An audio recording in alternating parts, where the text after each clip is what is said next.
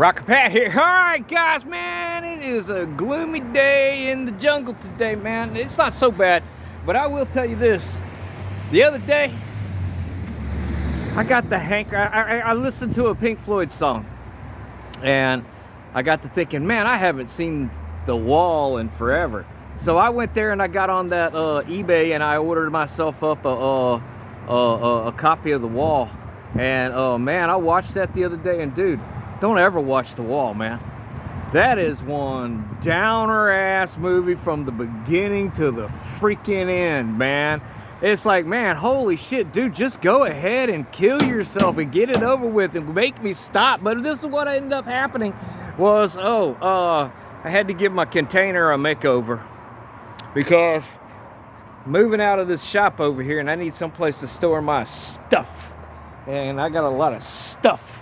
And so, yeah, I had to go paint this ugly pig and make it look better. Now, I was walking through the despot. Now, I will say this, I'm not done. I ran out of white paint. Sorry.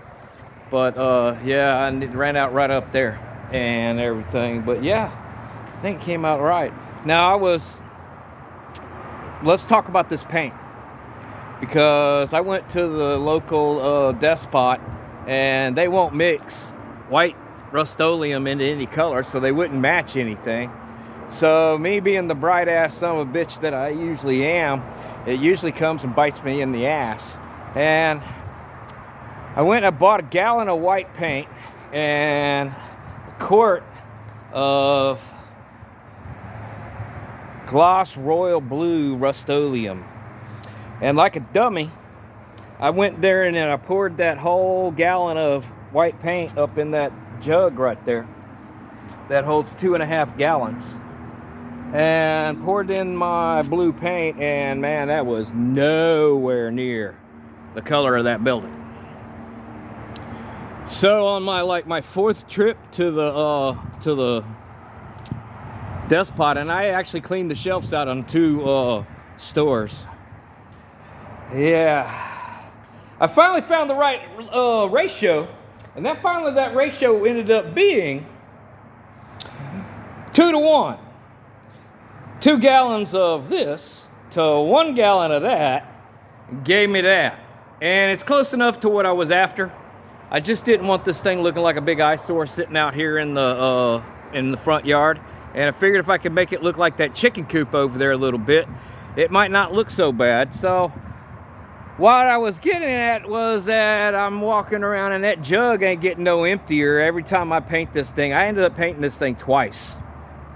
And what I mean by that is I put a color on the back and I put a color on the side here, and it wasn't right. Then I went to the store and I got 2 more quarts to add to that jug, and I painted the other side and it still wasn't right. So I went to the store again and I got a couple more quarts and it wasn't right. So I went back again and I got more quarts of paint. And yeah, I finally came up with that. And I'm sitting there thinking, man, I got 3 gallons of paint here. And it's taking about a half a gallon to paint this thing. And I ended up using, believe it or not, I ended up using almost all that paint. Yesterday I painted the roof. Went up there and slopped some up from the side to the side. You can see my little spillover right there. I got to get up there with some white paint and touch that up.